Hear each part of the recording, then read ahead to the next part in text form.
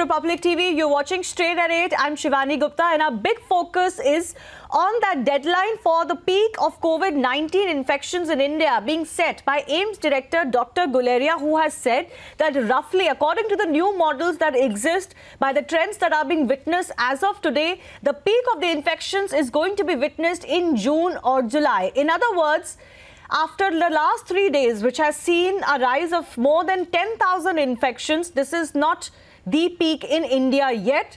By June or July, it could get much worse.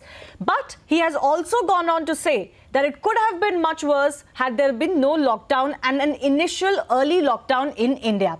First up, before we get you a special guest to talk more about what India is looking forward to in the next month or two, listen in to what AIIMS Director Dr. Guleria told Republic TV.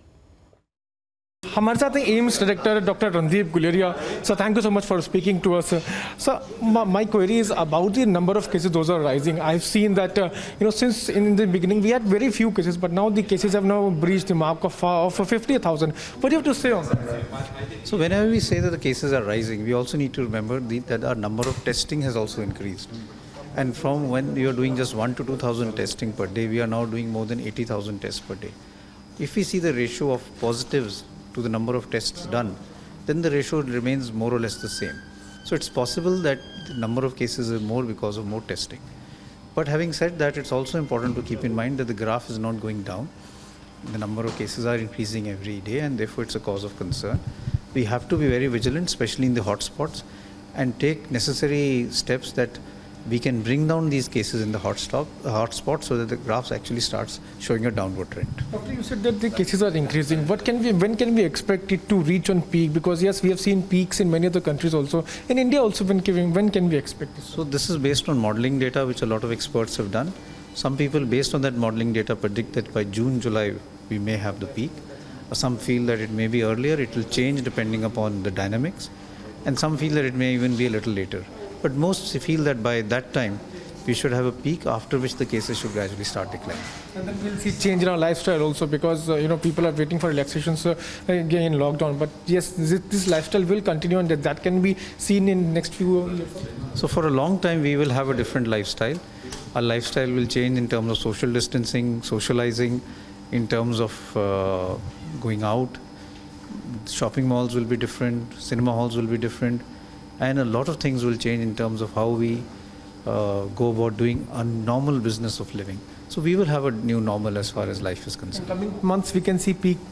In the coming months we will see a peak happening, after which hopefully there will be a decline. Precautions, would you advise more precautions? I would say that everyone needs to be very cautious, especially those who have comorbidities and those who are elderly. They are the high risk. So besides decreasing the number of cases, we have to aggressively work on decreasing the deaths. And therefore the high-risk population, which includes those who have comorbidities and who are elderly, we have to take extra care to protect them. Dr. Rajan Sharma, National President of IMA, Indian Medical Association, is also joining us live right now. Thanks a lot for speaking to us. What do you make of the prediction that Dr. Guleria has made, that currently, as far as the data that is available, the peak is going to come somewhere around June, July? Further in that conversation, he also mentioned that it won't be a sharp peak as could have been witnessed if there were no lockdown measures. It's going to be a soft peak. But what do you make of that? And also, when we say a peak, what are the numbers that we are looking at, according to you? First of all, I am in total agreement with what Dr. Professor Guleria said. And I have been always maintaining that Corona is not going to go. We have been behind the curve before also. And in India, it has come a bit late, giving us precious time to prepare for the epidemic.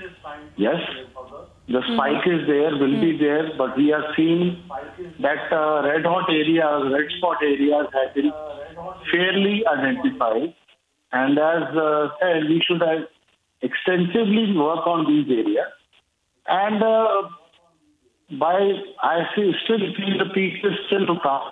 And we'll be more prepared for it. But yes, I also feel, I may be wrong, but that peak may not be so much of lethal as compared.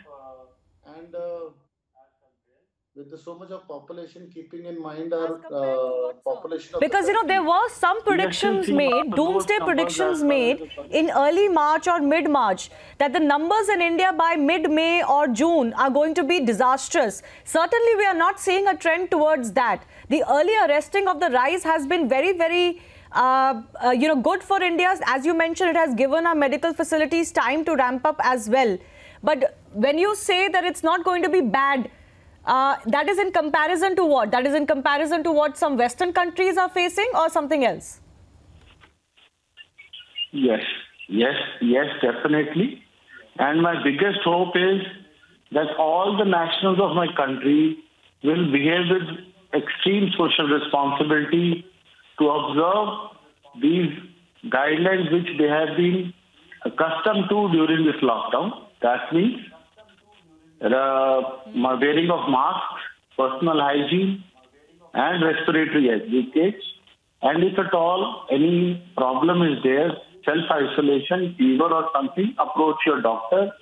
Don't hide your problems from your doctor or contact history.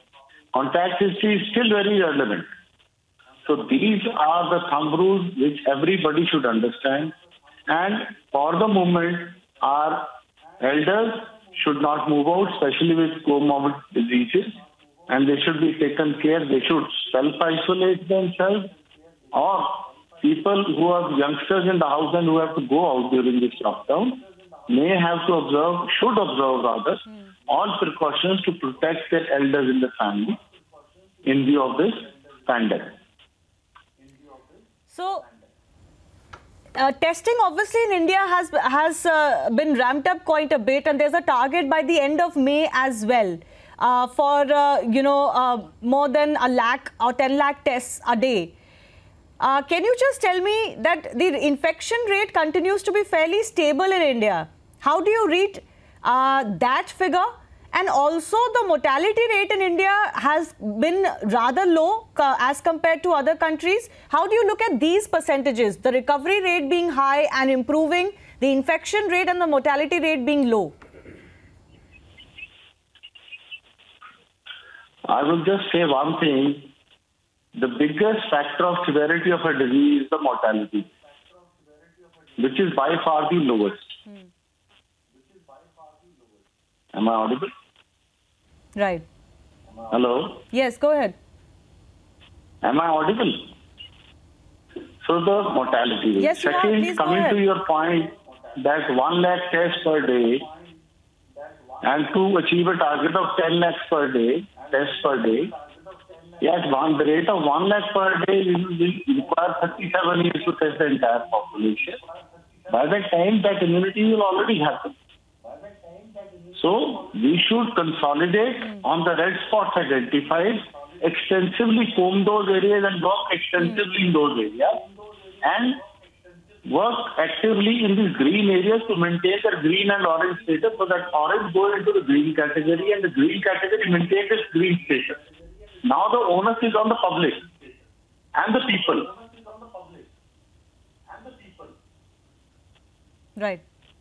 Can I also ask you, you mentioned how India was behind the curve. In other words, that COVID came a little bit late in India as compared to other countries, and India clamped on it very, very quickly. That has given us time to prepare, precious time to prepare. Now, since you are the head of the IMA, I want to ask from you, how would you describe today's situation for the health workers in various hospitals across the country today in terms of preparedness, both in terms of personal protection equipment and availability of beds, ventilators, etc. So both from the point of view of the safety of the healthcare workers and also how prepared we are for rising numbers in India.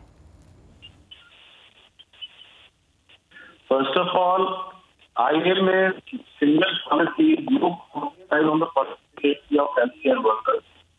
Let it be very clear, they are precious commodity. Each and every worker has to be protected. I would like to sound a note of caution that today, as I talk, we have lost almost 10 doctors who have been in general practice to COVID, besides other ailments also. And a lot of doctors and nurses and my healthcare professionals are getting infected. So, we have to actively work on this area.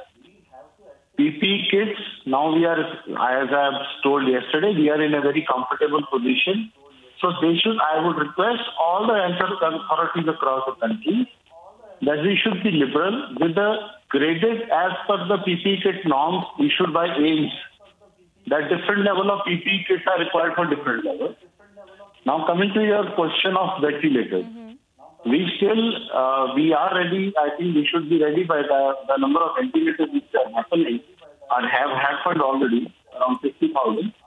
But the heartening fact is that till now the ventilators which we have are not fully utilized.